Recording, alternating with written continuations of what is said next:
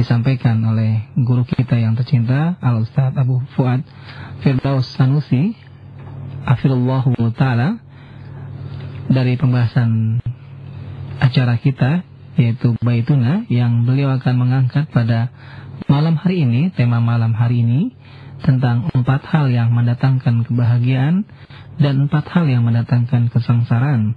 Untuk Anda semua, Anda bisa ikuti bersama kajian ini secara langsung, dan Anda pun bisa bersoal jawab dengan beliau setelah beliau menyampaikan materi di kesempatan kali ini. Dan sebelum kita mendengarkan dan menyimak apa yang akan beliau sampaikan di malam hari ini, maka kami akan sapa beliau terlebih dahulu. Assalamualaikum warahmatullahi wabarakatuh, Ustaz. Waalaikumsalam warahmatullahi wabarakatuh. Bagaimana kabar Ustaz malam hari ini? Alhamdulillah khair. Alhamdulillah khair. Dan barakallahu fiikum, Ustaz. Wa fiikum barakallahu insyaallah. Semoga Allah menjaga antum dan amin. Jazakallahu khair. Allah barik fiik. Amin. Barik fiik wa fiik barakallah. Dan untuk selanjutnya, mari kita dengar para pendengar semua kajian yang akan beliau sampaikan, dan kepada beliau faliyatafadhal mashkuran. Assalamualaikum warahmatullahi wabarakatuh. Waalaikumsalam warahmatullahi wabarakatuh. Innal hamdalillah nahmaduhu wa nasta'inuhu wa nastaghfiruh wa na'udzu billahi min sururi anfusina wa sayyiati a'malina.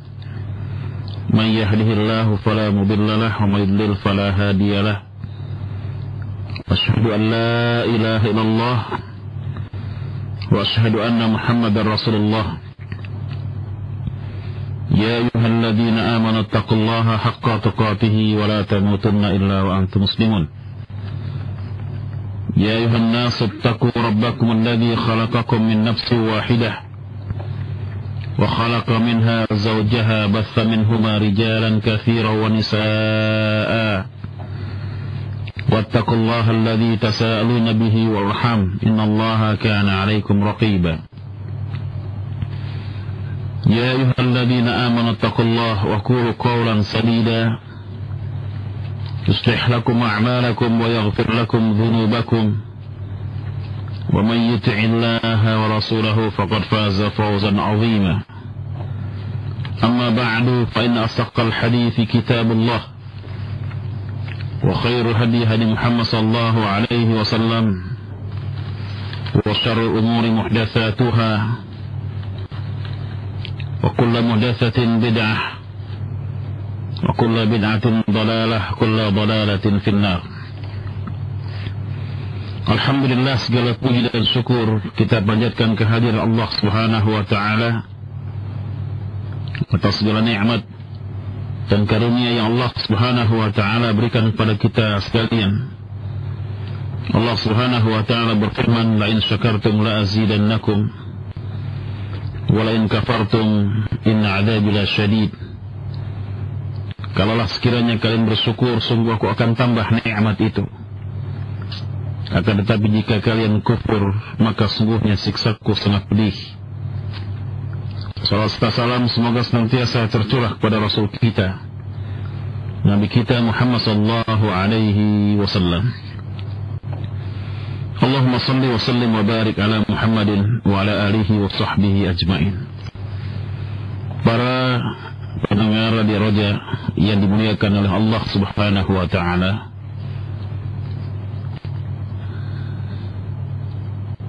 berkaitan dengan istri yang salihah yang pernah saya sampaikan pada pekan-pekan yang lalu, tentunya juga diimbangi dengan suami yang saleh.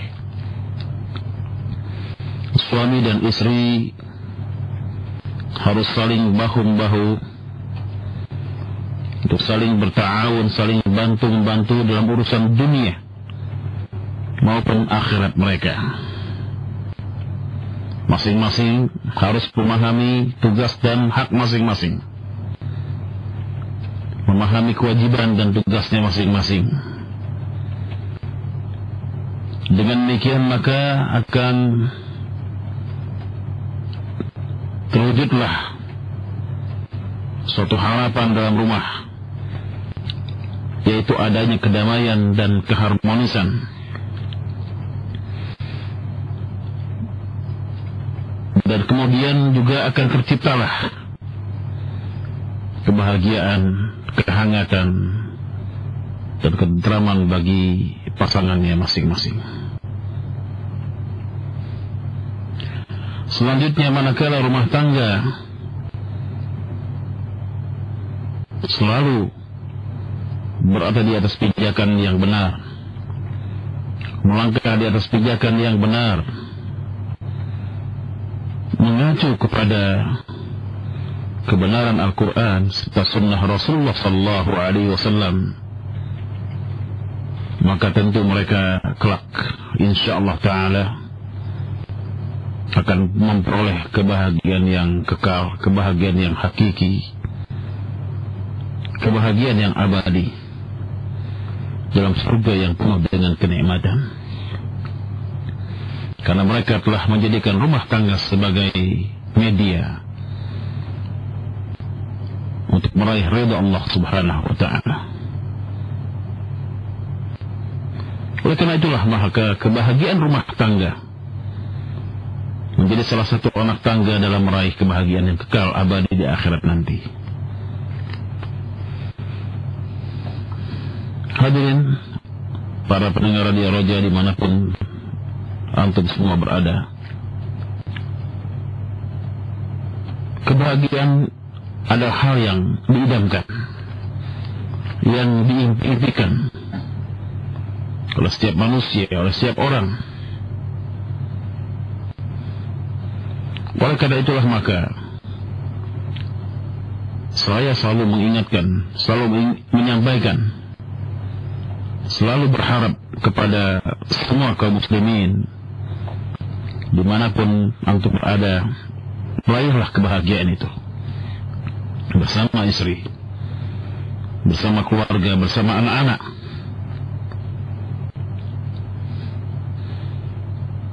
Dengan cara juga membantu mereka untuk meraih kebahagiaan tersebut, mencintai mereka dan menuntun mereka kepada perkara-perkara yang dicintai oleh Allah Subhanahu wa ta'ala. Kita tuntun keluarga kita, istri serta anak-anak kita dengan tumakninah, dengan tenang, penuh dengan kasih sayang. Kita didik istri kita serta anak-anak kita dan saling bahu-membahu dalam mengerjakan ketaatan. Kita ciptakan suasana rumah tangga yang tenang, yang mendorong kita untuk berbuat ketaatan.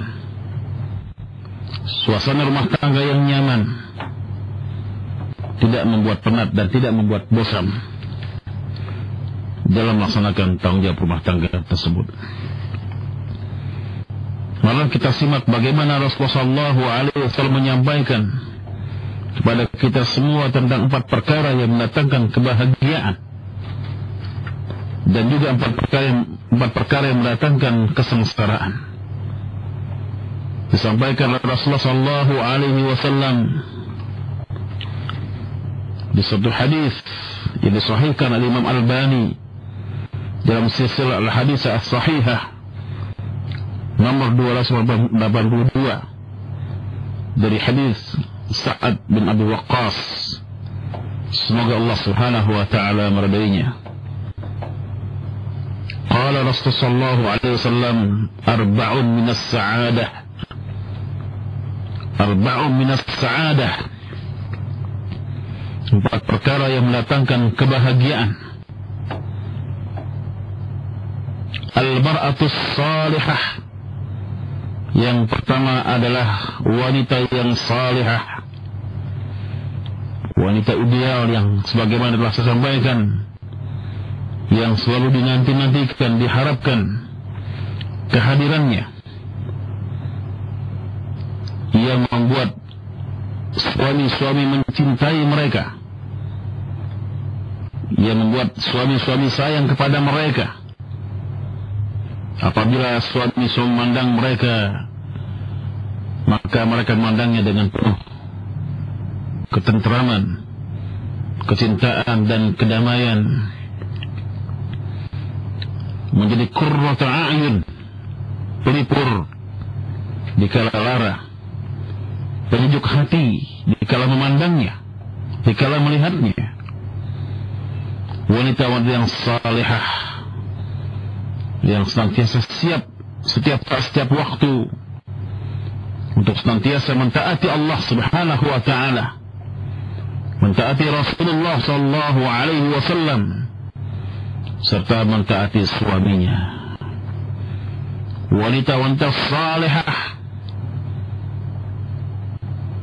yang senantiasa mampu memelihara dan menjaga kehormatan dan kemuliaan diri mereka saat suami berada di tengah-tengah mereka, atau sang suami sedang berada di luar rumahnya dan dia dalam keadaan sendirian.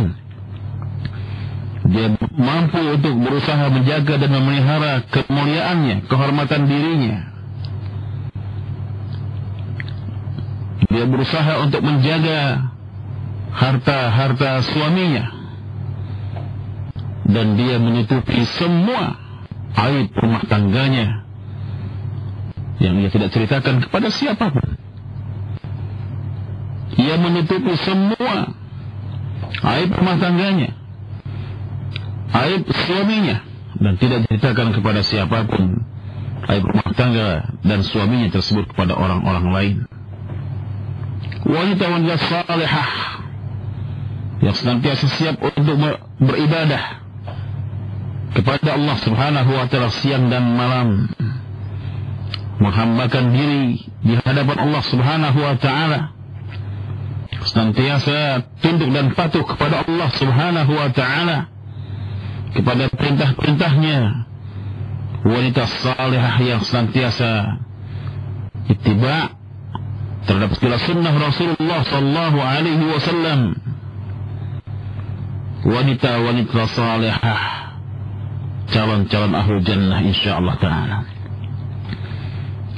Ini perkara yang pertama yang akan mendatangkan kebahagiaan. Yang kedua, wal maskanul wasi'. Wal maskanul wasi', rumah yang luas.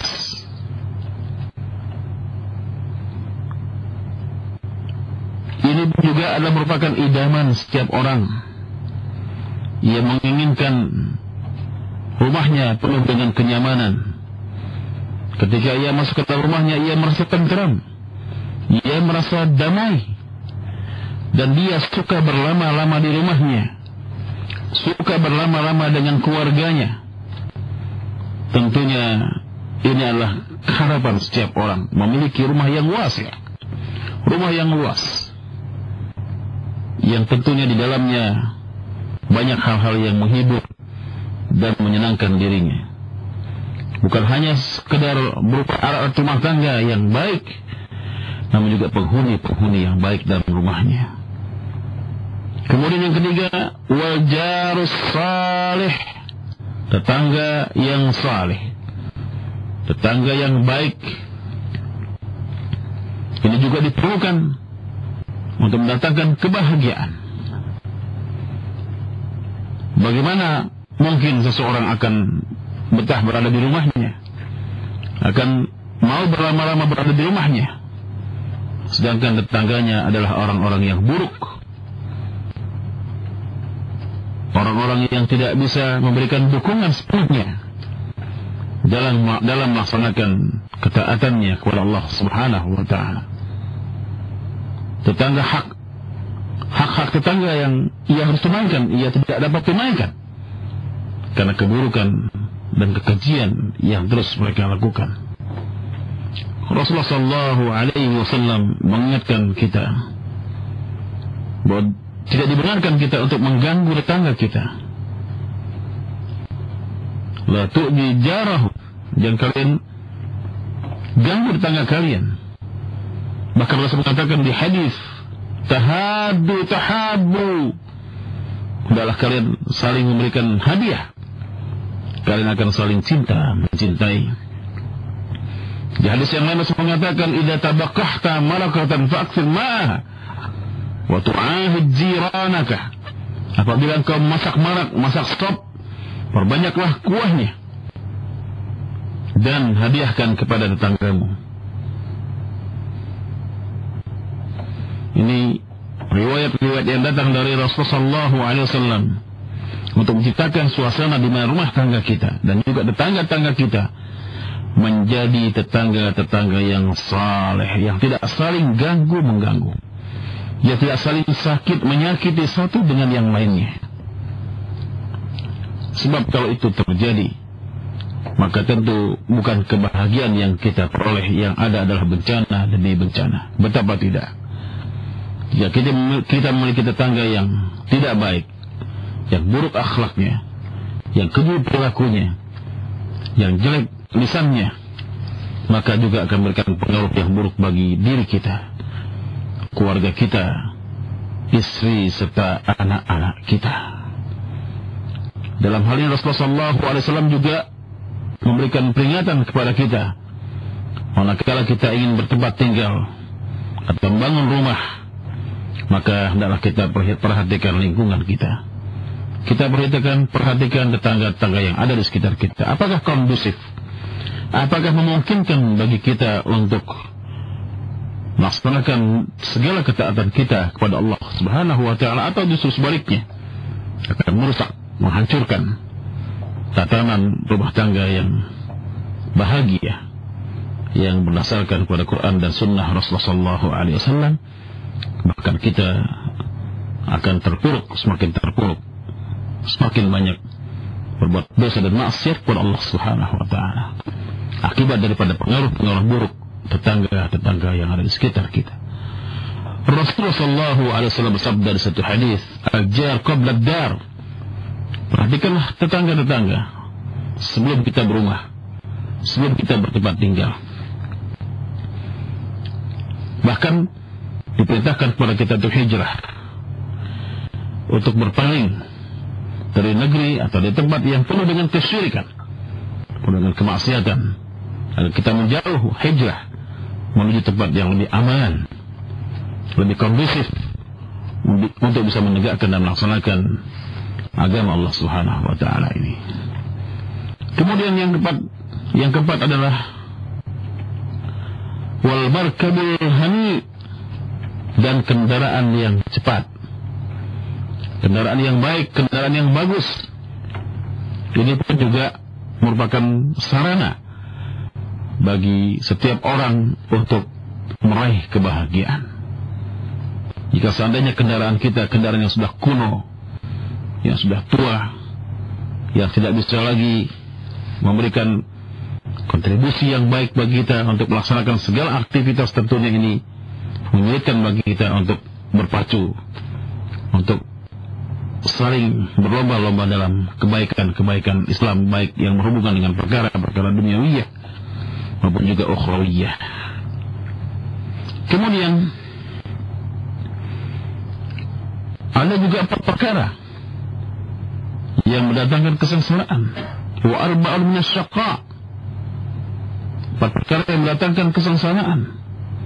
Yang pertama adalah al-mar'atu su', wanita yang buruk, wanita yang jelek akhlaknya, wanita yang buruk akhlaknya, ya, yang apabila suaminya mandang ia menyeringai, apabila suaminya mandang membuat suaminya ketakutan, apabila suaminya mandang suaminya bukan merasa tentram, bukan merasa damai, tetapi suaminya semakin tidak simpati, tidak suka kepada istrinya tersebut.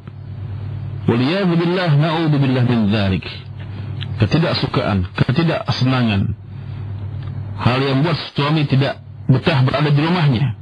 Ia merasa bosan, ia merasa jenuh, karena faktor yang paling utama adalah istri yang buruk lisannya, buruk akhlaknya, keji lisannya. Waliyadzubillah, na'udzubillah min dzalik. Ya, ini perkara yang mendatangkan kesengsaraan, perkara yang akan mendatangkan kesengsaraan. Oleh karena itu saya ingatkan kepada istri-istri yang selalu bersikap demikian. Ya, apabila dia sering berkata-kata yang keji, berkata-kata yang kotor, bersikap dan berakhlak yang tidak terpuji, bersikap dan berakhlak yang buruk, hendaklah kalian bertaubat kepada Allah Subhanahu wa taala dengan taubat dan nasuha. Tinggalkan perilaku-perilaku yang demikian. Ketahuilah bahwa sikap dan perilaku yang seperti itu tidak akan pernah mendatangkan kebahagiaan bagi rumah tangga kalian. Saya ingatkan kepada kalian, istri-istri yang berperilaku yang keji, berkata-kata yang buruk, suka membuat fitnah, keonaran, suka berbuat maksiat dan dosa kepada Allah Subhanahu wa taala. Tinggalkan perilaku-perilaku itu. Jauhkan perilaku-perilaku tersebut. Berusahalah untuk menjadi wanita yang salihah, wanita idaman, wanita yang ideal, yang diharapkan oleh setiap suami-suami yang baik. Jadilah kalian sebagai orang yang ketika dipandang oleh suami sebagai qurratu a'yun, memandangnya dengan penuh kelemah lembutan. Suami merasa tentram, damai, dan tidak pernah merasa bosan jika berada di dekat dirimu. Kemudian yang kedua, wal jarsu, tetangga yang buruk, ya, tetangga yang jahat. Ini juga harus kita hindarkan. Kita jauhi. Kan tadi sudah sampaikan, tetangga yang buruk tentunya juga akan memberikan dampak yang buruk bagi diri kita, keluarga kita, istri kita, serta anak-anak kita. Apabila lisan mereka buruk, perilaku mereka buruk, tentu juga pengaruh sangat besar. Dan ini harus kita jauhkan, harus kita hindarkan, dan kita ingatkan agar tetangga kita tidak berperilaku demikian. Berikan nasihat-nasihat yang berharga bagi mereka. Ajarkan kepada mereka etika kehidupan yang baik yang diajarkan oleh Islam, supaya mereka pada akhirnya tidak lagi bersikap demikian.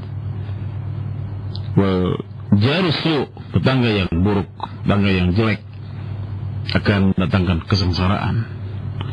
Wal markabusu, begitu juga dengan kendaraan yang buruk. Ya, kendaraan yang buruk. Kita punya kendaraan sedikit-sedikit rusak, dikit-dikit masuk bengkel, dikit-dikit mengeluarkan uang, ya, semakin banyak uang yang kita keluarkan untuk membenahi, membenarkan servis kendaraan kita, itu tentunya akan mendatangkan kesengsaraan. Dan yang terakhir, wal maskanud dayyiq, yaitu rumah yang sempit. Ya, jadi kepada antum semuanya, cobalah berusaha bekerja dengan keras, ya, untuk mendatangkan hasil yang lebih banyak lagi, yang pada akhirnya insyaallah kita juga akan mampu untuk memiliki rumah tangga yang kita harapkan, yang kita idam-idamkan, di mana ketika kita masukinya, rumah itu terasa nyaman, terasa tentram, terasa damai, tidak membosankan, ya, tidak merasa jenuh, apalagi dipusingkan dengan persoalan-persoalan rumah tangga berkaitan dengan keluarga, dengan istri, dengan anak-anak yang mereka jauh daripada tuntunan agama Allah Subhanahu wa taala. Tentunya ini malapetaka bagi rumah tangga kaum muslimin. Pada hadis yang lain, Rasulullah sallallahu alaihi wasallam pun juga bersabda, "Thalathatun minas sa'adati wa thalathatun minas syaqa'i." Fa minas sa'adati al-mar'atu as-salihatu فتراها فتعجبك وتغيب عنها فتأمنها على نفسها ومالكها والدابة تكون وطيئة فتلحقك بأصحابك والدار تكون واسعة كثيرة المرافق ومن الشقاء المرأة تراها فتسوءك وتحمل لسانها عليك wa ghibta anha lam ta'manha ala nafsiha wa malika. Wad dabbatu takunu qutufan fa in darabtaha ad'abataka wa in taraktaha lam tulhikka bi ashabika. Wad daru takunu layiqatan qalilatal marafiq. Rasulullah sallallahu alaihi wasallam bersabda, 3 perkara yang membawa kebahagiaan dan 3 perkara yang mendatangkan kesengsaraan. Adapun 3 perkara yang membawa kebahagiaan adalah yang pertama, istri yang salihah yang membuatmu kagum setiap kali melihatnya. Engkau merasa aman atas kesucian dirinya dan hartamu apabila engkau tidak berada di sisinya. Yang kedua, kendaraan yang cepat yang membuatmu dapat menyusul rekan-rekanmu. Yang ketiga, rumah yang lapang dan lengkap perabotannya. Masya Allah. Insya Allah, ya Umar. Ada 3 perkara yang mendatangkan kesengsaraan. Yang pertama adalah istri yang membuatmu jengkel setiap kali melihatnya, yang menggunakan lisannya untuk menyerangmu dengan kata-kata yang keji, dan engkau merasa tidak aman atas kesucian dirinya dan hartamu apabila engkau tidak berada di sisinya. Yang kedua, kendaraan yang lambat. Kalaupun engkau halau niscaya hanya membuatmu letih, dan jika tak dihalau maka tidak akan membawamu untuk menyusul rekan-rekanmu. Yang ketiga, rumah yang sempit lagi minim perabotannya. Tentunya sebagaimana sudah sering disampaikan, diingatkan kepada kita semuanya, istri yang salihah adalah istri yang faham dan taat beragama. Rumah yang luas adalah hati yang lapang dan luas, yang senantiasa terisi dengan sifat qanaah. Tetangga yang saleh adalah lingkungan dan pergaulan yang baik lagi saleh. Kendaraan yang cepat adalah setiap sarana dan harta yang kita miliki yang mendorong kita untuk segera berlomba-lomba dalam beramal saleh. Dan perabotan yang lengkap adalah ilmu yang bermanfaat. Ilmu yang bermanfaat yang mengisi hati kita, memberikan manfaat bagi kita dunia dan akhirat kita nanti. Tentunya istri yang buruk adalah istri yang tidak faham, yang tidak taat beragama. Rumah yang sempit adalah hati yang sempit dan kosong dari sifat qanaah. Tetangga yang jahat adalah lingkungan dan pergaulan yang jahat. Kendaraan yang lambat adalah sarana dan harta yang menahan kita untuk berbuat ketaatan kepada Allah Subhanahu wa ta'ala. Dan perabotan yang minim adalah ilmu yang dangkal lagi sedikit, yang tidak bisa mengisi relung-relung hati kita untuk menegakkan dan melaksanakan ketaatan kita kepada Allah Subhanahu wa ta'ala, kepada Rasulullah sallallahu alaihi wasallam. Wallahu a'lam bissawab. Nah, Ustaz, jazakumullahu khairan atas materi yang telah Antum sampaikan, barakallahu fiik. Dan selanjutnya kita akan buka sesi soal jawab untuk Anda semua yang ingin bertanya langsung kepada beliau berkaitan tentang materi yang telah beliau sampaikan di malam hari ini, tentang 4 hal yang mendatangkan kebahagiaan dan 4 hal yang mendatangkan kesengsaraan.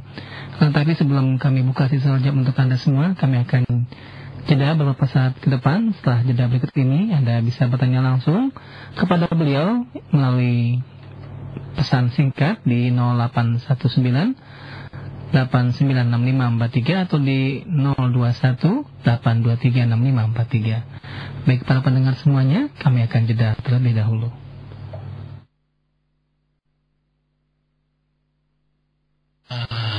وَبِالْحَقِّ أَنزَلْنَاهُ وَبِالْحَقِّ نَزَلَ وَمَا أَرْسَلْنَاكَ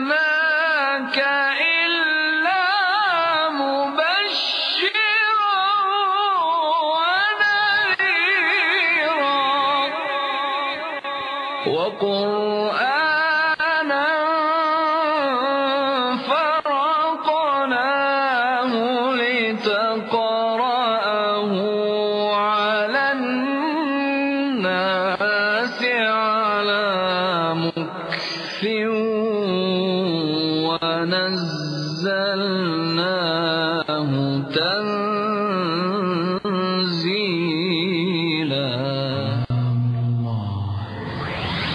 Roja, Radio Dakwah Ahlussunnah wal Jamaah. نور من القرآن. قال الله تعالى: أعوذ بالله من الشيطان الرجيم. ووصينا الإنسان بوالديه إحسانا حملته أمه كرها ووضعته كرها وحمله وفصاله 30 شهرا حتى إذا بلغ أشده وبلغ 40 سنة قال رب أوزعني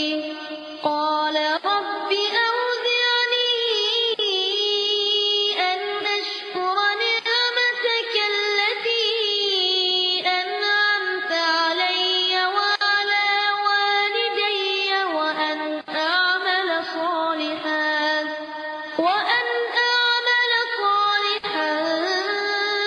ترضاه وأصلح لي في ذريتي إني تبت إليك وإني من المسلمين. Roja, Radio Dakwah Ahlussunnah wal Jamaah. للذاكرين والذاكرات. Al-Quran. أفلا يتدبرون القرآن أم على قلوب أقفالها. Roja, Radio Dakwah Ahlussunnah wal Jamaah. Dari bumi Cilengsi mengudara. Roja, Radio Dakwah Ahlussunnah wal Jamaah.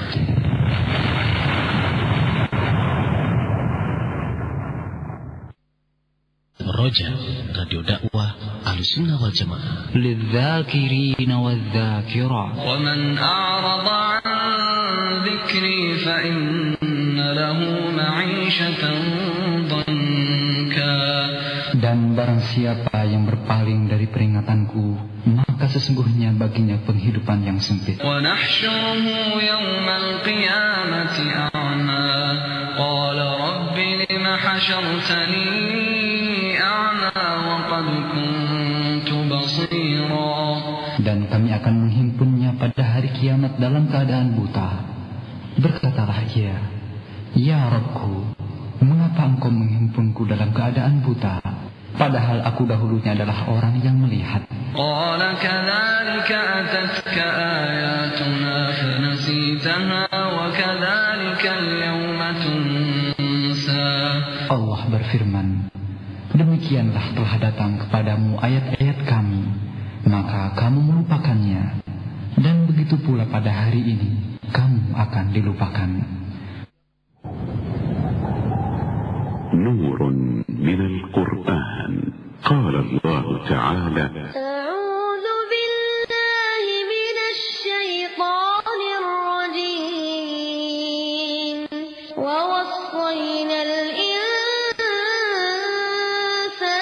بوالديه إحسانا حملته أمه كرها ووضعته كرها وحمله وفصاله 30 شهرا حتى إذا بلغ أشده وبلغ 40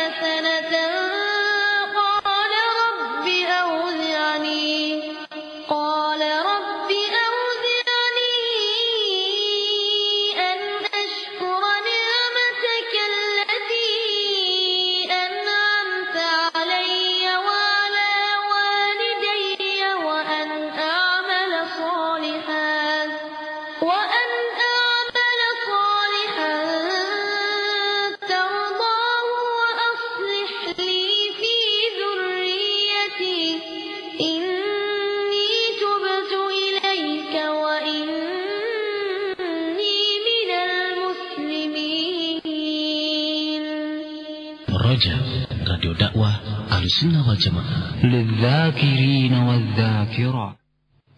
Assalamualaikum warahmatullahi wabarakatuh.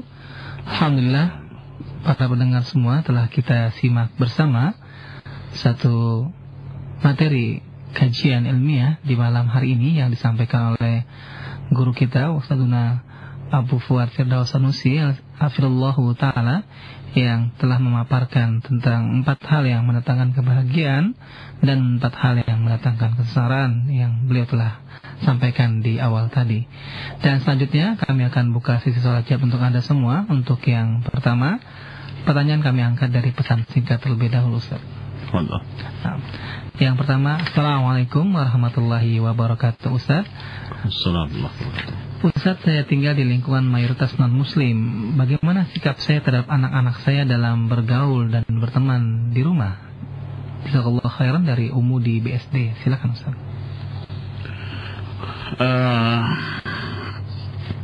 Di perumahan-perumahan seperti itu, ya perlu patut untuk kita cermati bahwa tidak menutup kemungkinan ada upaya-upaya misionaris untuk mengkristenkan pemuda-pemuda Islam atau anak-anak Islam dengan cara-cara mereka dalam mensikapi anak-anak, ya misalnya dengan permainan-permainan berupa ketangkasan atau acara-acara ulang tahun atau sarana bermain seperti playgroup dan lain sebagainya. Ini yang kita harus waspadai.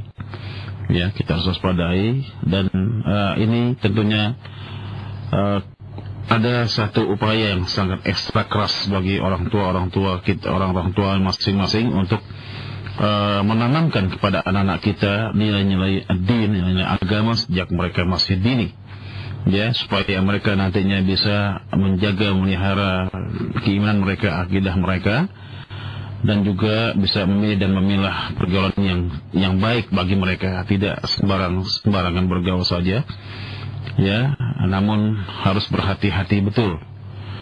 Ya, jadi orang tua ini harus betul-betul ekstra keras dalam hal pergaulan anak-anaknya. Walaupun dia tidak hijrah dari tempat yang seperti itu yang harus dia upayakan, itu yang harus dia lakukan. Ya, namun juga tidak semua orang-orang di luar Islam itu ada upaya-upaya untuk memurtadkan agamanya, tidak semuanya. Di antara mereka juga ada orang-orang yang baik-baik, ya, yang secara sosial mereka juga baik, insyaallah. Ini tentunya tidak akan mengganggu ya aktivitas kita untuk bermuamalah dengan mereka, ya, karena memang kita diperintahkan untuk berbuat baik kepada tetangga, siapapun tetangga kita itu. Kemudian juga tidak akan berpengaruh kepada upaya-upaya kita untuk memberikan bimbingan dan didikan kepada anak-anak kita, insyaallah taala. Wallahu a'lam bishawab. Ustaz, jazakallahu khairan atas jawaban yang antum berikan, Ustaz. Dan selanjutnya kami akan angkat kembali pertanyaan dari pesan singkat. Assalamualaikum warahmatullahi wabarakatuh, Ustaz. Waalaikumsalam. Dan ini merupakan beberapa pertanyaan yang semakna, Ustaz. Ustaz, saya mau nanya, apakah hukum seorang istri yang berulang kali meminta cerai? Lalu apakah hukumnya seorang suami yang menceraikan istrinya karena dipaksa? Dan bagaimanakah sikap suami apabila menghadapi keadaan demikian? Apakah menuruti keinginan sang istri dengan walaupun melakukan dengan terpaksa ataupun mendiamkannya saja? Silakan, Ustaz, dari Evan. Ya, orang meminta cerai itu tentu adalah sebab syar'i yang diperbolehkan oleh syariat Allah Subhanahu wa taala baginya untuk berpisah dari suaminya. Kalau tidak ada alasan-alasan syar'i yang tidak dibenarkan oleh syariat, tentunya tidak boleh seorang istri meminta cerai dari suaminya. Misalnya hanya karena suami kurang perhatian, misalnya hanya karena suami kurang memberikan nafkah, ya, ini tidak bisa dijadikan sebagai alasan untuk meminta cerai dari sang suami. Ya, kecuali kalau misalnya suaminya sudah terjatuh kepada kemaksiatan dan dosa, yang diperingatkan berulang-ulang, dinasihati berulang-ulang, suami tidak mengindahkan peringatan-peringatan, nasihat-nasihat itu. Bahkan dia terus dengan kesombongannya melakukan kemaksiatan. Sedangkan istrinya adalah istrinya adalah istri yang salihah, istri yang baik, ya. Nah, tentunya seorang istri yang salihah, istri yang baik, tidak pantas dia terus-menerus berdampingan dengan suami yang buruk, suami yang suka kepada kemaksiatan yang telah berulang-ulang diingatkan. Dia tidak juga mau bertobat kepada Allah Subhanahu wa taala. Yang seperti ini boleh ya dijadikan sebagai alasan untuk meminta cerai dari suaminya. Jadi kalau tidak ada alasan syar'i, maka tidak diperbolehkan. Dan itu termasuk suatu dosa. Kenapa? Karena dia tidak bisa menghadapi ujian dengan kesabarannya. Wallahu a'lam bishawab. Nah, Ustaz, terima kasih atas jawabannya, Ustaz. Dan selanjutnya, Ustaz, kita akan angkat kembali pertanyaan dari SMS, pesan singkat dari Humu Khonsa di Cibitung, maaf. Assalamualaikum, Ustaz. Waalaikumsalam warahmatullahi wabarakatuh. Ustaz, mohon diulang kembali nama riwayat hadis dari 3 perkara yang membawa kebaikan dan kesengsaraan. Syukran, jazakallahu khair. Iya, ketiga hadis adalah hadis yang menyatakan tentang 3 perkara yang membawa kebahagiaan dan 3 perkara yang mendatangkan kesengsaraan itu juga disahihkan oleh Imam Albani dalam silsilah al-hadisah as-sahihah di hadis nomor 1047 dari Sa'ad bin Abi Waqqas, ya, dari Sa'ad bin Abi Waqqas. Jadi hadis ini disahihkan oleh Imam Albani dalam silsilah as-sahihah, yaitu nomor 1047. Wallahu a'lam. Nah, Ustaz. Baik, Ustaz, kita akan kembali pertanyaan dari pendengar kita yang pertama. Halo. Assalamualaikum. Waalaikumsalam warahmatullahi wabarakatuh. Dengan siapa ini dan di mana? Dari Pak Hasan dari Cengkareng. Iya, silakan Pak Hasan. Barakallahu fiik ya Ustaz. Wa fiikum barakah insyaallah. Ini Ustaz, aneh ingin menanyakan. Aneh alhamdulillah telah mempunyai anak 1 laki-laki. Ya 1 tahun kurang lebih. Beberapa tetangga aneh yang memberikan kepada anak kami itu pakaian berupa gambar. Ya misalnya kartun gitu Ustaz. Bagaimana sikap aneh tentang itu? Syukran atas jawabannya. Assalamualaikum warahmatullahi wabarakatuh.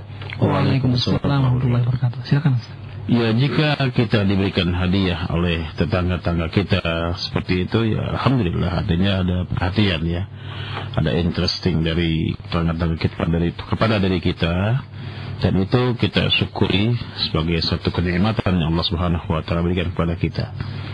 Namun jika sekiranya yang diberikan itu berupa pakaian yang tertera di dada atau dipakai gambar-gambar yang hidup, ya, gambar-gambar hidup berupa gambar manusia atau gambar hewan, tentunya ini tidak diperbolehkan.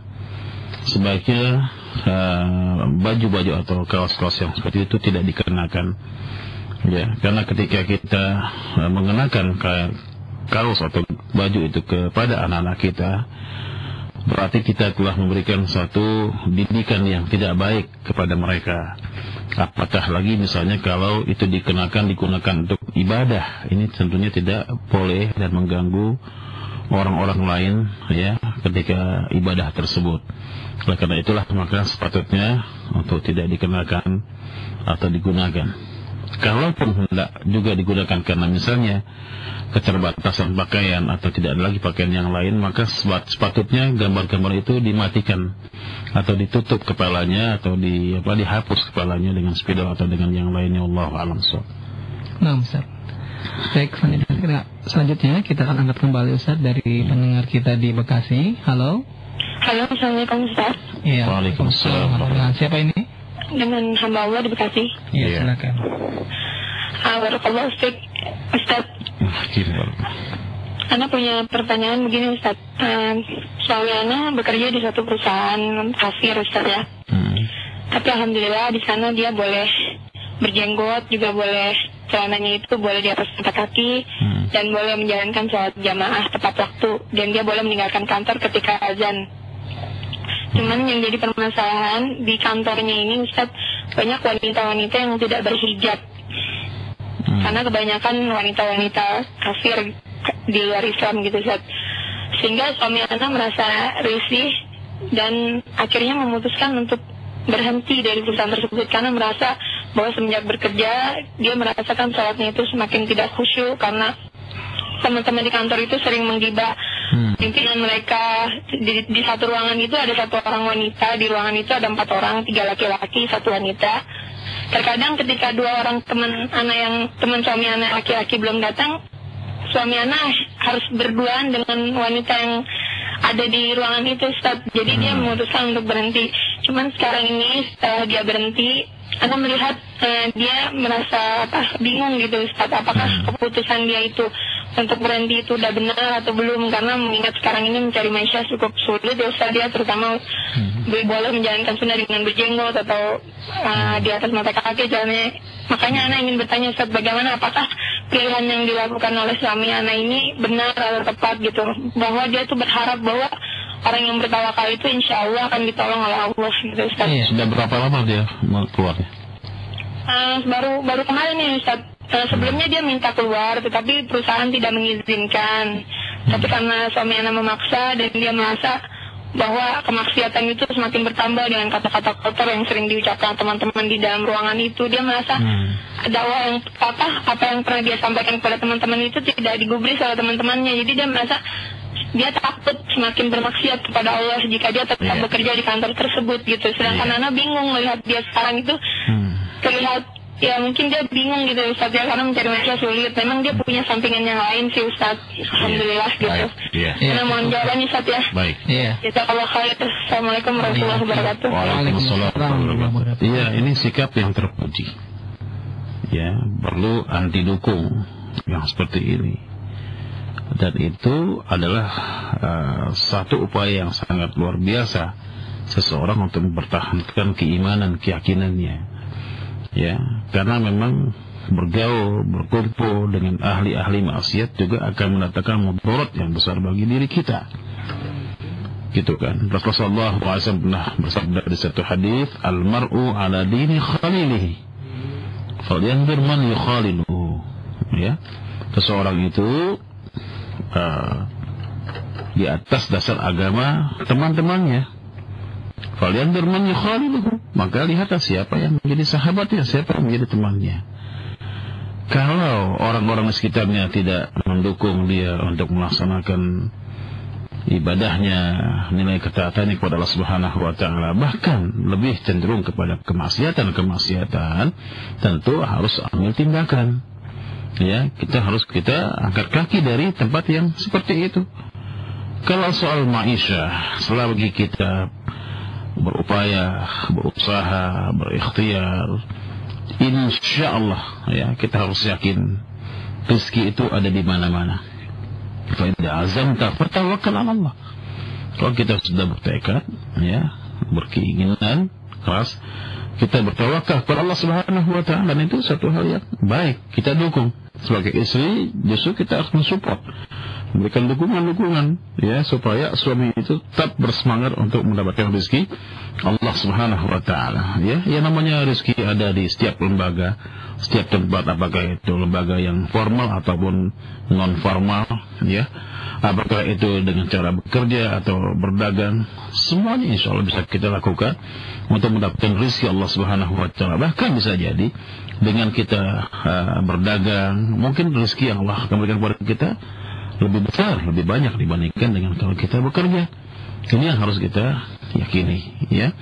Sebab ketika kita bertakwa kepada Allah Subhanahu wa taala, Allah janjikan, "Wa may yattaqillah yaj'al lahu makhraja wa yarzuqhu min haitsu la yahtasib." Wa may yattaqillah yaj'al lahu min amrihi yusra.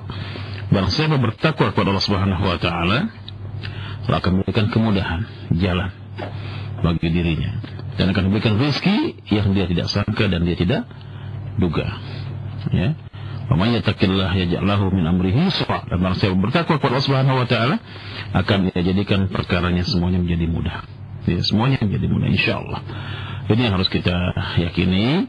Dan hendaklah kita senantiasa menyandarkan semua hidup kita hanya kepada Allah Subhanahu wa taala. Rezeki tidak hanya ada di perusahaan itu, ada di mana-mana insyaallah.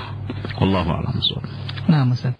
Baik, Ustaz, kita akan kembali pertanyaan dari pendengar kita di Bekasi dengan Abu Nadia. Halo. Assalamualaikum. Waalaikumsalam warahmatullahi wabarakatuh. Silakan Abu Nadia. Barakallahu fiik, Ustaz. Wa fiik baraka insyaallah. Gini Ustaz, di kampung Ana kan lagi ada pembangunan masjid. Tapi Ana tahu kalau di masjid itu di sampingnya ada makam. Kalau kita membantu dalam materi atau tenaga, gimana itu hukumnya Ustaz? Iya. Iya, cukup Pak. Baik. Afwan. Ya, Assalamualaikum. Waalaikumsalam warahmatullahi wabarakatuh. Ya, tidak boleh berta'awun dalam hal keburukan dan kemaksiatan dan dosa.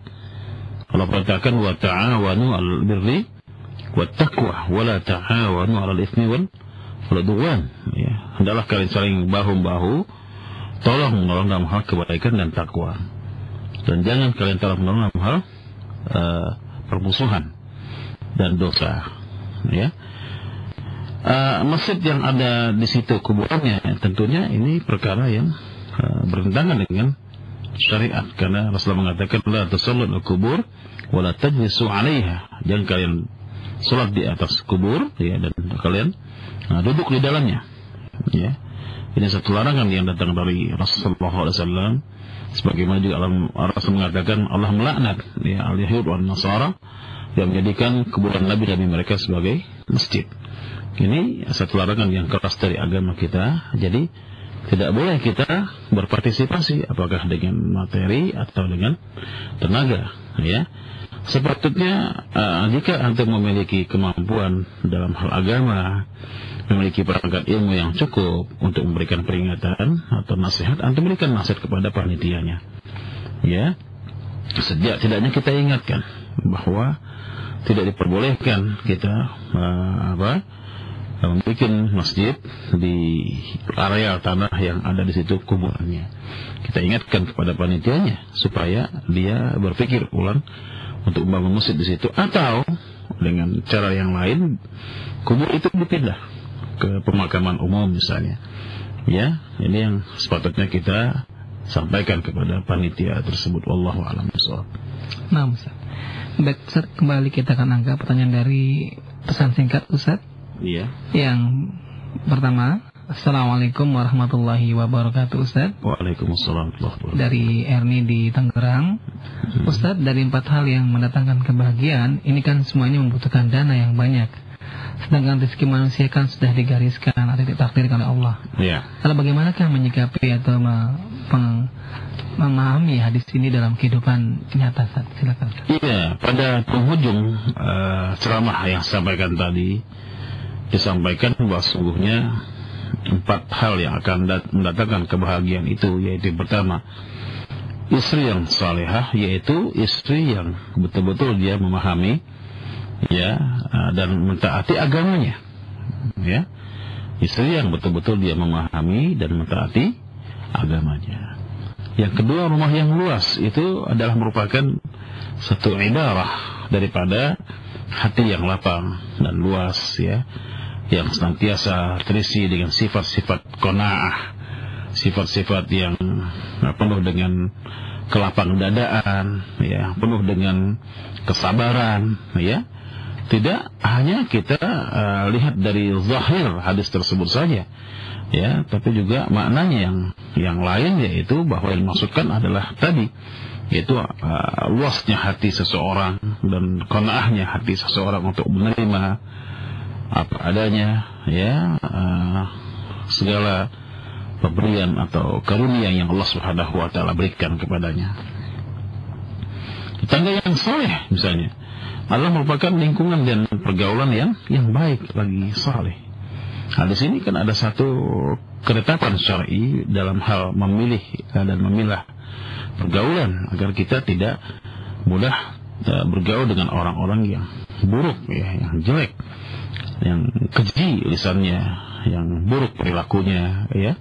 Kendaraan yang cepat, ya, adalah apa? Segala sarana Dan harta yang kita miliki mendorong kita untuk berlomba-lomba dalam beramal saleh. Jadi kita punya kendaraan yang seperti itu bukannya tidak hanya sebatas itu sebagai kita artikan secara zahir dari hadis tersebut, juga itu merupakan satu ilustrasi bagaimana sepatutnya kita untuk jika memiliki harta, memiliki kelebihan materi, kita gunakan harta dan kelebihan materi itu untuk mendorong kita agar berlomba-lomba dalam menegakkan dan melaksanakan amal saleh. Ya, ini yang harus kita lakukan. Ya, perabotan yang lengkap, ilmu yang bermanfaat maksudnya, ilmu yang bermanfaat gitu. Bukan cuma kita hias rumah kita dengan berbagai macam perabotan gitu kan. Itu yang maksudnya adalah ilmu. Ya, ilmu yang memberikan manfaat bagi kita dunia akhirat, yang akan dapat mengantarkan kita ke dalam surga Jannatul Na'im. Karena ilmu kan begitu. Ketika kita berusaha meraihnya, menuntutnya, mengejarnya dengan segala potensi yang kita miliki, dengan segala daya yang ada pada kita, maka ilmu itu mengantarkan kita ke dalam surga sebagaimana Rasulullah SAW di hadis riwayat Muslim, ya, man salaka tariqan yaltamis fihi ilman sahhalallahu lahu bihi tariqan ilal jannah. Barang siapa berusaha keras menuntut ilmu, maka Allah Subhanahu wa taala mudahkan dengan ilmu itu untuk mana? Untuk masuk ke dalam surga Jannatul Na'im. Nah, ini jihad akbar yang harus kita kerjakan saat ini. Bagaimana kita menyudahi kebodohan kita, ya, agar kita jadi orang yang pintar, tidak selamanya jadi orang yang bodoh. Sebab orang yang bodoh itu adalah orang yang mengabaikan agamanya. Sebagaimana Rasulullah Subhanahu wa taala berfirman, ya, sebagaimana dia berfirman bahwa banyak manusia itu zaluman jahula. Ya, orang ketika dia tidak amanah, ya, tidak melaksanakan syariat sesuai dengan petunjuk Allah, maka kebanyakan manusia zaluman jahula. Inna aradna al-amanata 'ala as-samawati wal-ard wal jibal fa abayna an yahmilnaha wastaqna minha wa hamalaha insan innahu kana zaluman jahula. Kami pernah tawarkan amanah ini kepada langit, kepada bumi, kepada gunung-gunung. Mereka enggan memikul amanah dan mengatakan berat untuk memikulnya. Ya, wa hamalaha al-insan. Amanah itu pun dipikul oleh manusia, amanah agama, amanah syariat dipikul oleh manusia. Tetapi ya, wa kana insanu zaluman jahula. Innahu kana zaluman jahula. Semuanya manusia banyak yang zalim dan banyak yang bodoh. Ya. Artinya tidak mau melepas diri dari kebodohannya. Nah, itulah yang harus kita kerjakan. Bagaimana kita memiliki ilmu yang mumpuni, yang kuat, yang kokoh, ilmu yang yakin, yang kita yakini kebenarannya, yang sumbernya jelas. Dan ilmu itu insya Allah akan merombak, ya, akan merubah sikap-sikap kita terhadap Allah Subhanahu wa taala. Di samping itu juga tentunya ilmu itu adalah merupakan sarana bagi kita untuk memperoleh kemuliaan di sisi Allah Subhanahu wa taala. Sebagaimana firman-Nya, yarfa'illahu alladziina aamanu minkum walladziina utul ilma darajat. Ya, Allah Subhanahu wa taala mengangkat derajat, beberapa derajat orang-orang yang beriman dan orang yang menuntut ilmu. Wallahu a'lam bishawab. Nah, Ustaz. Baik Ustaz, kembali kita angkat pertanyaan dari pesan singkat.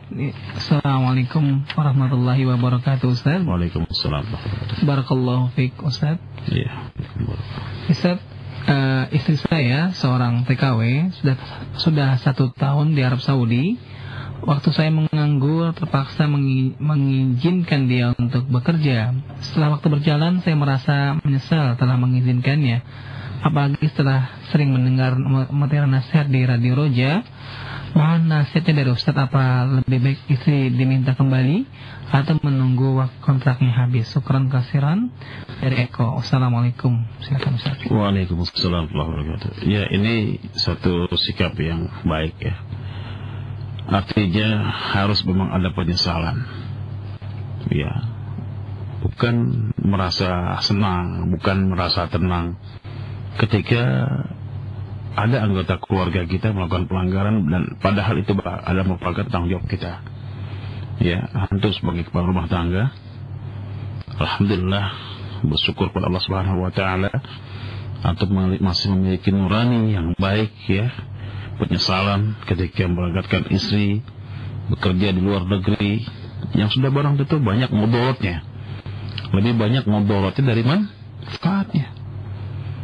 Lihatlah bagaimana Rasulullah SAW mengatakan di satu hadis yang sahih, ya, tentang bagaimana seorang wanita yang safar tidak bersama mahram itu satu dosa. Rasul mengatakan la tusafir mar'ah illa ma'azi mahram. Seorang wanita tidak boleh safar, bepergian kecuali bersama mahramnya. Ya, kalau sendirian tanpa mahram sudah berdosa. Walaupun bisa jadi istri antum menghasilkan, dia mendapatkan uang, mendapatkan hasil dari bekerjanya, tapi yang jelas dia yang pertama telah melakukan satu perjalanan yang diharamkan oleh Allah Subhanahu wa taala. Kemudian yang kedua, dia meninggalkan kewajiban sebagai ibu rumah tangga. Yang seharusnya dia berada di rumahnya, memberikan pelayanan kepada suaminya, mengasuh dan membimbing anak-anaknya, itu dia tidak lakukan. Itu dia tidak kerjakan.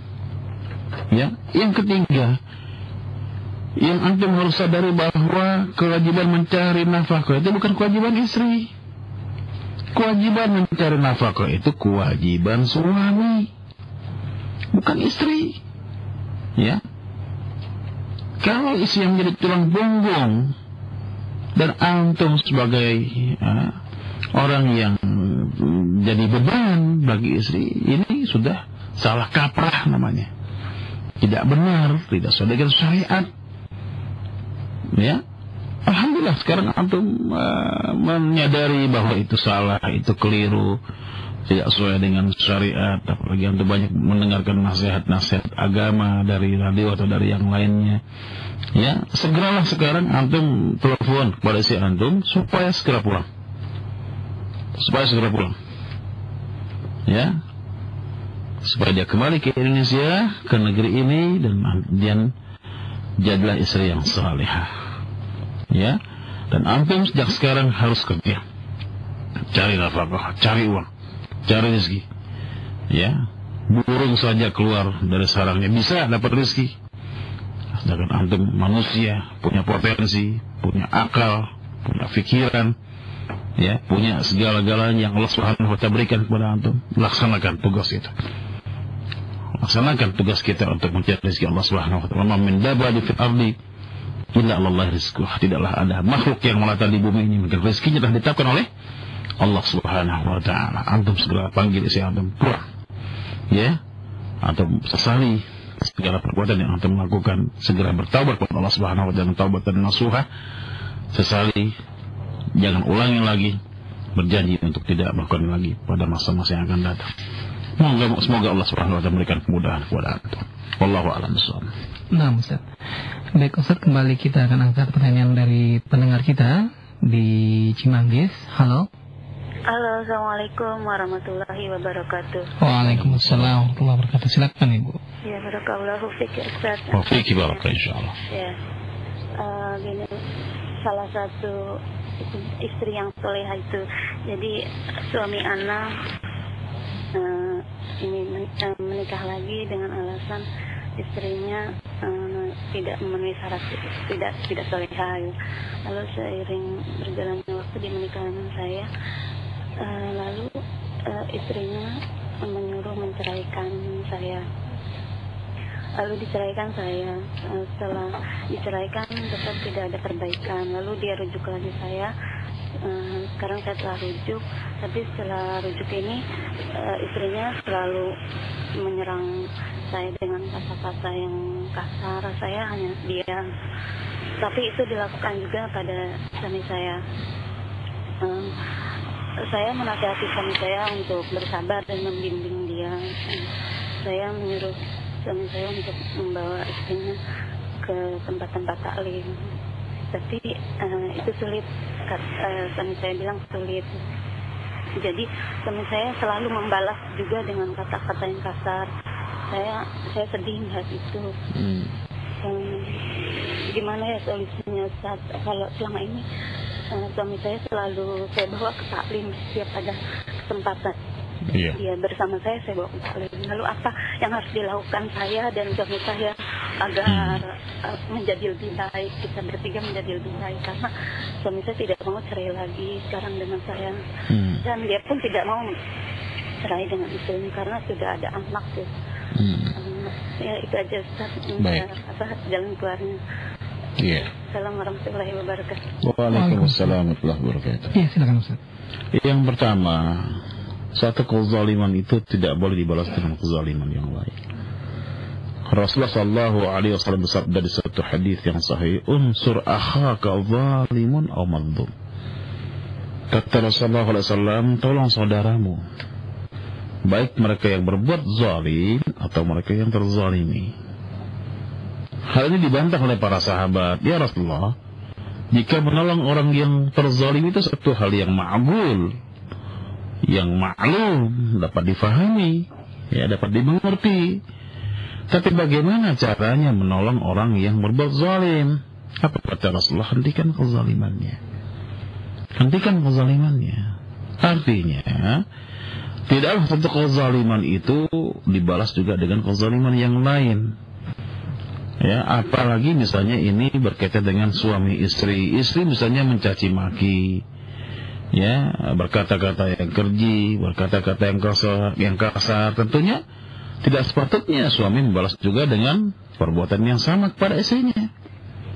Ya, bagaimanakah akan ada perubahan dalam keluarga, dalam rumah tangga, jika saling serang menyerang satu sama lain, saling menjatuhkan, ya, saling mencaci maki, saling menghinakan, waliyadzubillah, na'udzubillah min dzalik, yang harusnya hal itu dihindarkan gitu.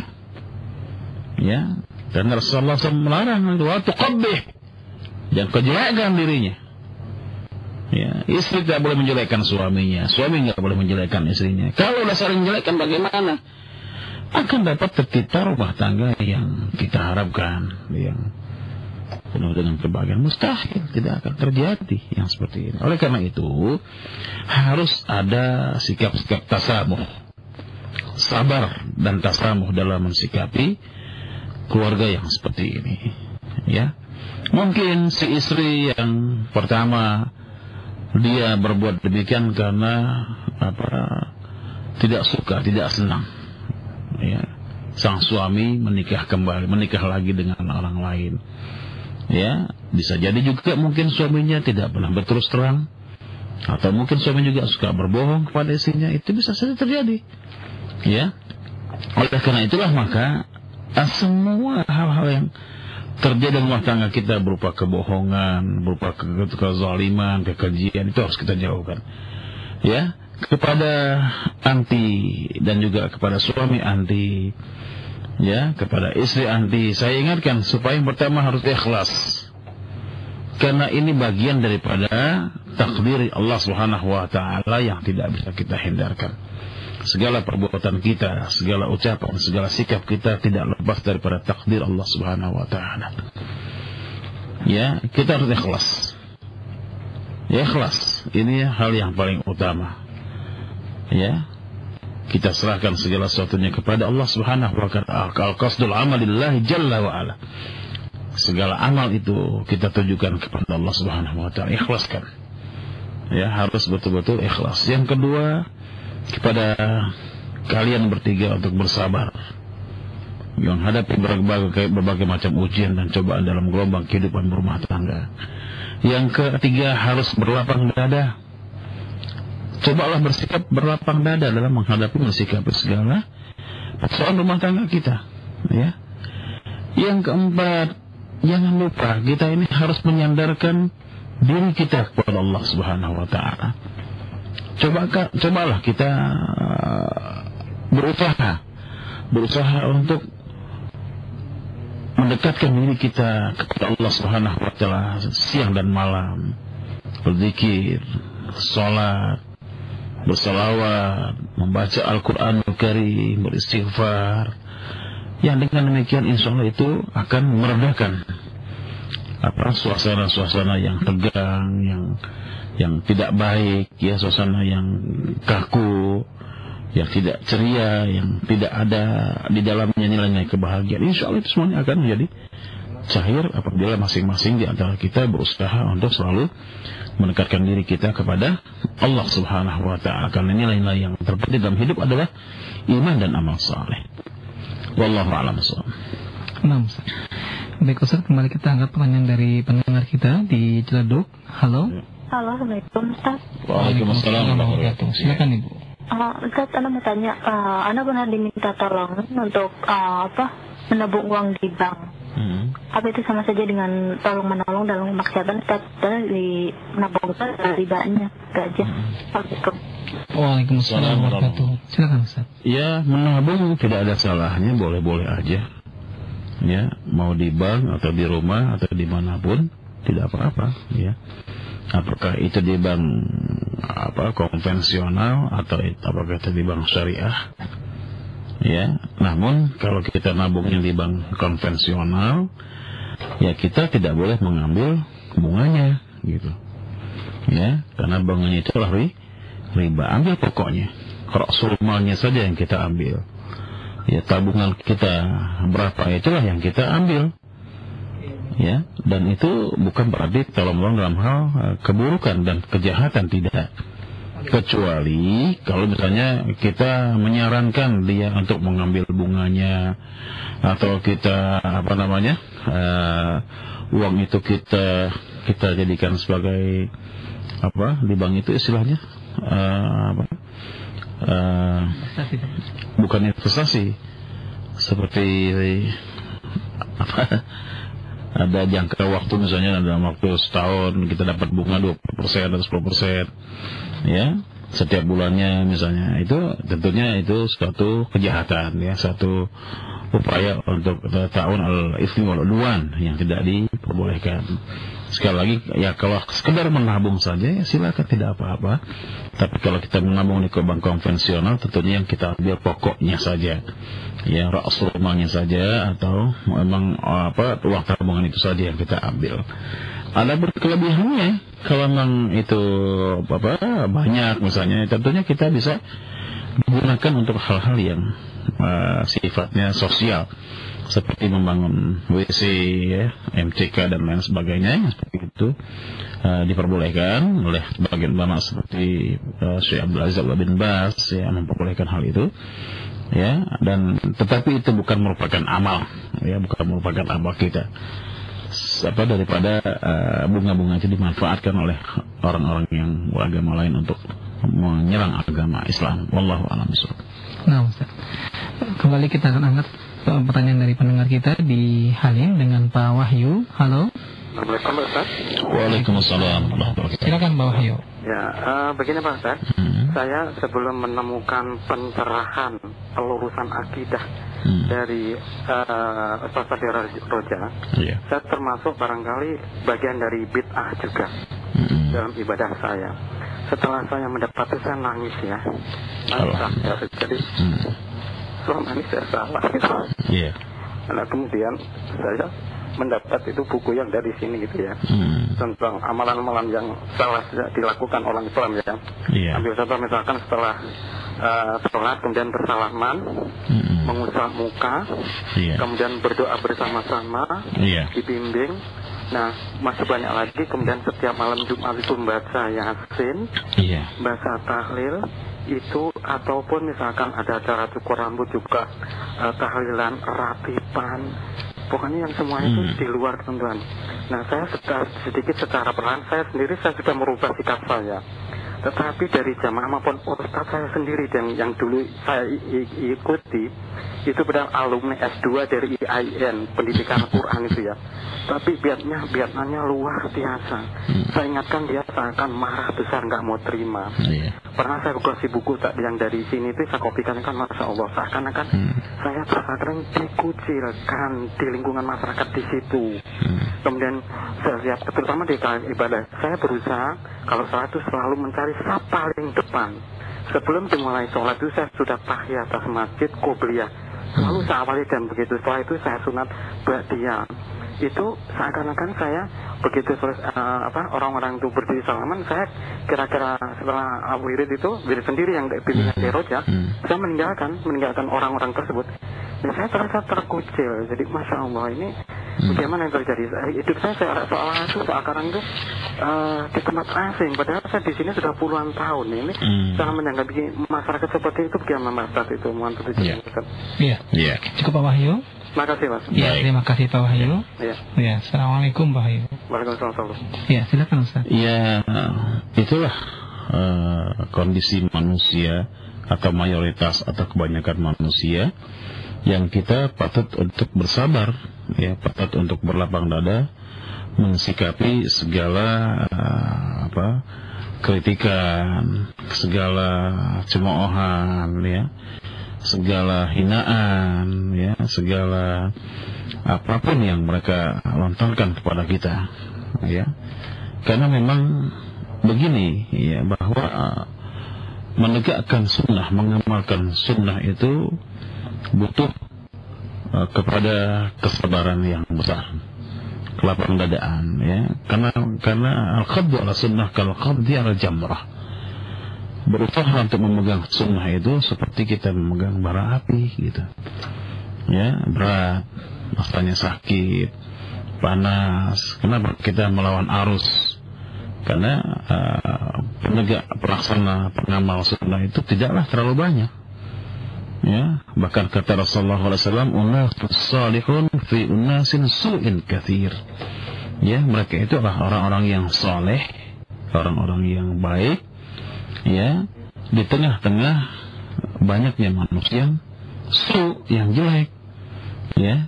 Nah, ini perlu kesabaran yang besar, kearifan dalam mensikapi perilaku orang-orang tersebut kepada kita, ya. Dan tadi sudah saya sampaikan, suatu kezaliman tidaklah harus dibalas dengan kezaliman. Ketika kita berhadapan dengan mereka, tentu ada upaya yang baik tentunya, ya, bukan dengan cara-cara yang frontal, bukan dengan cara-cara yang keras, tapi kita sampaikan hujjah dan mawajjah, ya, kepada mereka dengan cara-cara yang bijak, ya. Wad'u ila sabili rabbika bil hikmati wal mau'izatil hasanah wajadilhum billati hiya ahsan. Inilah merupakan tata cara yang harus kita kerjakan, yang kita harus lakukan dalam menyampaikan agama ini kepada orang-orang, gitu. Ajaklah, kata Allah Subhanahu wa taala, mereka itu bil hikmah, dengan hikmah, dengan bijaksana. Atau ditafsirkan oleh para ulama, hikmah itu adalah sunnah. Bis sunnah, dengan sunnah Rasulullah sallallahu alaihi wasallam. Wal mau'izatil hasanah, dengan nasihat yang baik. Rasul bersabda, khatibun nas al qadri uqulihim, bicara kepada manusia sesuai dengan kemampuan akal mereka. Yassiru wa la tu'assiru, basyiru wa la tunyafiru. Kita permudah, jangan kita persulit, kita gembirakan, jangan buat mereka lari. Inilah adalah merupakan metode dalam dakwah yang disampaikan oleh Allah Subhanahu wa taala dan dipertegas oleh Rasulullah sallallahu alaihi wasallam. Kalau soal kita terasing, ya itulah memang kondisinya saat ini. Ya, harus kita terima dengan lapang dada, gitu. Kenapa? Karena Rasul mengatakan badal Islam ghariban wa sayaudu ghariban kama bada'a tuba lil ghuraba alladzina yuslihuna inda fasadin nas. Ya, Islam datang dengan asing, diasingkan oleh masyarakat ketika itu, ya, dan akan kembali kepada asing, akan kembali asing sebagaimana awal pertamanya ia muncul.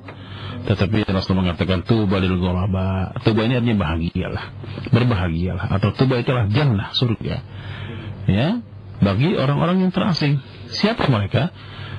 Alladzina yuslihuna inda fasadin nas, orang-orang yang senantiasa berusaha untuk baik, ya, untuk melakukan amal saleh, amal yang diridai oleh Allah Subhanahu wa taala ketika banyak orang berbuat kejelekan dan kejahatan, ya. Jadi enggak usah kita merasa terasing, enggak usah kita merasa sendiri, enggak usah kita merasa bahwa kita itu terpojokkan, ya, dengan kondisi lingkungan yang ada pada kita. Ya, bersabar saja. Kita laksanakan ibadah sesuai dengan sunnah, ya, kita laksanakan sholat berjamaah seperti biasanya, ya, dan kita tidak ikut-ikutan dalam hal-hal kebid'ahan yang mereka lakukan. Insyaallah mudah-mudahan memberikan manfaat yang besar bagi kita, dunia dan akhirat kita, insyaallah ta'ala. Allahu a'lam bishawab.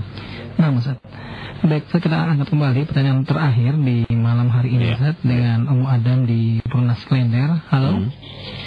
Assalamualaikum warahmatullahi wabarakatuh. Waalaikumsalam warahmatullahi wabarakatuh. Silakan Mu'adab. Barakallahu fiik. Wa fiki baraka insyaallah.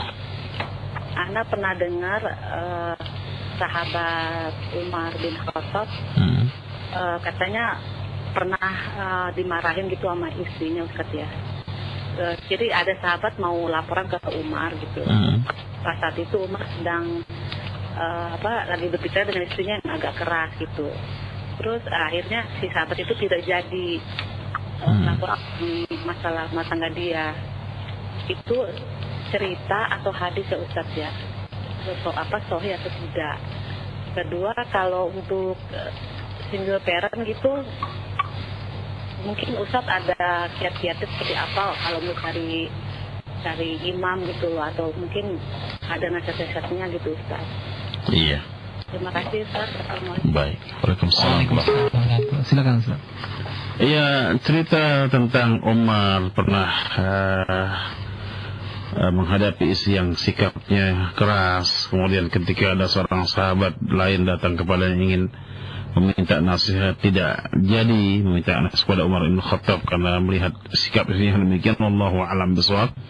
Apakah itu dongeng, cerita, atau unsur-unsur yang sengaja dimasukkan oleh orang-orang di luar Islam, ya, untuk mendiskreditkan Umar bin Khattab dan keluarganya. Allahu a'lam bishawab, karena memang Umar bin Khattab radhiyallahu anhu salah seorang sahabat Rasulullah SAW yang mulia, yang tidak lepas dari kritikan, ya, tidak lepas daripada ujian-ujian baik semasa hidupnya maupun setelah dia meninggal dunia, ya, seperti yang dilakukan oleh orang-orang tasyu'i, orang-orang Rafidhi yang senantiasa menyudutkan Umar bin Khattab dengan pernyataan-pernyataan mereka, ya. Jadi cerita ini Allahu a'lam, tentang kebenarannya saya tidak tahu sumbernya dari mana, dari kitab yang mana, ya. Kepada ibu yang menyampaikan, ya, coba diperjelas lagi sumbernya di buku apa, di penerbitnya siapa, sehingga kita tahu persis bahwa itu memang tidak bersumber dari pelakunya, yaitu sahabat yang mulia Umar bin Khattab radhiyallahu anhu dan juga keluarganya. Wallahu a'lam bishawab. Adapun yang kedua tentang apa kiat-kiat atau upaya-upaya yang bisa kita lakukan untuk menyudahi, ya, kondisi atau keadaan kita yang sekarang sedang single parent. Single parent itu artinya hidup sendirian, ya, tanpa suami gitu kan. Ya, yang pertama kita harus memperbaiki diri, itu yang paling utama. Ya, memperbaiki sikap kita, memperbaiki kepribadian kita, memperbaiki akhlak kita, memperbaiki agama kita, memperbaiki ibadah kita, memperbaiki manhaj kita, akidah kita, sehingga kita betul-betul siap untuk mendapatkan pendamping yang baik, insyaallah, yang saleh, insyaallah, kalau memang kita adalah wanita yang salehah. Ya, saya doakan semoga anti segera mendapatkan calon pasangan yang saleh, insyaallah, jika kita telah siap untuk menjadi seorang wanita yang salehah. Itu saja yang bisa saya sampaikan. Adapun soal jodoh, ya Allahu a'lam bishawab, karena jodoh itu di tangan Allah Subhanahu wa taala, ya. Mudah-mudahan, ya, dengan adanya dialog ini, adanya interaktif ini akan menggugah sebagian orang untuk melakukan hubungan yang lebih jauh lagi, mengadakan apa yang namanya nador atau pendekatan, sehingga apa yang kita harapkan adanya pendamping hidup yang soleh mudah-mudahan dapat menjadi kenyataan. Wallahu a'lam bishawab. Saya kira inilah kajian kita pada malam hari ini. Semoga memberikan manfaat yang besar bagi kita semuanya untuk dapat menciptakan rumah tangga yang selalu kita dengung-dengungkan, selalu kita harapkan, selalu kita idam-idamkan, yaitu rumah tangga yang penuh dengan kebahagiaan, penuh dengan kemesraan, keharmonisan, dan ketentraman di dalamnya. Dan tentunya semua itu berpulang kepada kita. Kita bisa menciptakan surga, dan juga kita bisa menciptakan neraka. Kita bisa menciptakan suasana yang damai, tentram, penuh dengan kebahagiaan, jika kita mau dan semuanya tentunya tidak lepas daripada kendali agama Allah Subhanahu wa taala. Kita juga bisa menciptakan neraka di dalam rumah tangga kita jika seandainya kita tidak pernah mengindahkan peringatan-peringatan Allah dan peringatan-peringatan Rasulullah sallallahu alaihi wasallam. Wallahu a'lam bishawab. Subhanakallahumma wa bihamdika asyhadu an la ilaha illa anta astaghfiruka wa atubu ilaik. Wassalamualaikum warahmatullahi wabarakatuh. Waalaikumsalam warahmatullahi wabarakatuh.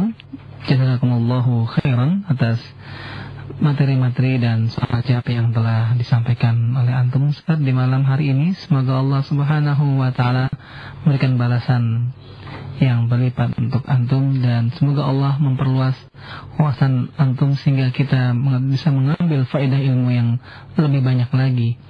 Dan juga kami ucapkan terima kasih banyak kepada Anda semua para pendengar yang pada malam hari ini telah menyimak kajian ini dan juga berpartisipasi dalam sesi soal jawab bersama Al-Ustaz Abu Fuad Firdaus Sanusi hafizahullahu taala. Kami ucapkan terima kasih banyak, dan untuk Anda yang sudah melayangkan pertanyaan melalui pesan singkat ataupun yang berusaha menghubungi kami akan tetapi belum sempat kami ajukan, kami mohon maaf yang sebesar-besarnya. Insyaallah taala pada hari Kamis yang akan datang, insyaallah kita bisa ikuti kembali kajian ini bersama beliau, dan insyaallah beliau akan melanjutkan pembahasannya dari pembahasan tentang karakteristik istri ideal yang telah beliau sampaikan. Dan selanjutnya para pendengar, kami akan putarkan di ruang dengar Anda beberapa lantunan tilawah Al-Qur'an Karim untuk menemani malam-malam Anda di malam hari ini, dan kami mengucapkan selamat beristirahat. Semoga Allah Subhanahu wa taala memberikan keberkahan dan karunia untuk Anda semua dan keluarga Anda, dan semoga Allah Subhanahu wa taala was-samaa'i wat-tariq وما أدراك ما الطارق النجم الثاقب إن كل نفس